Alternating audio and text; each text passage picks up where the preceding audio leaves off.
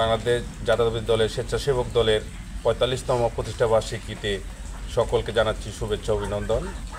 আজকে বিড়লা ইউনিয়নের পক্ষ থেকে আজকে স্বেচ্ছাসেবক দলের ৪৫তম প্রতিষ্ঠা বার্ষিকী আয়োজন করেছে খুরশেদ এবং আমাদের আরেক ছোটো ভাই কামরুল।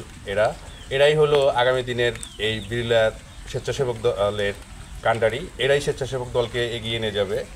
আর এই স্বেচ্ছাসেবক দল সম্বন্ধে কিছু বলতে হয়, এটা আসলে একটা মানবিক দল।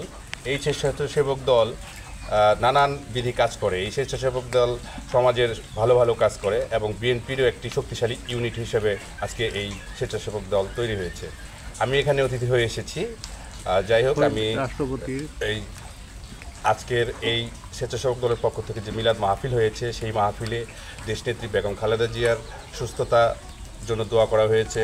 আমার এই বিড়লা ইউনিয়নের সাবেক কৃতি সন্তান, আমাদের রাজনৈতিক গুরু মরহুম মাহমুদুল হাসান আলালের মাগফিরাত কামনা করা হয়েছে, তার জন্য দোয়া করা হয়েছে সকল মানুষের জন্য।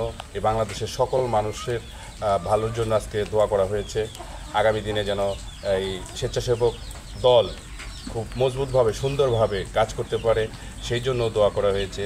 এই স্বেচ্ছাসেবক দলের জন্য আপনারাও দোয়া করবেন, যেন বিড়লা ইউনিয়নের এই ইউনিট অনেক শক্তিশালী হয়ে স্বেচ্ছাসেবক দলকে কাজ করতে পারে এবং দেশনায়ক তারেক রহমানের হাতকে শক্তিশালী করে সাথে কাজ করতে পারে এবং এগিয়ে নিয়ে যেতে পারে।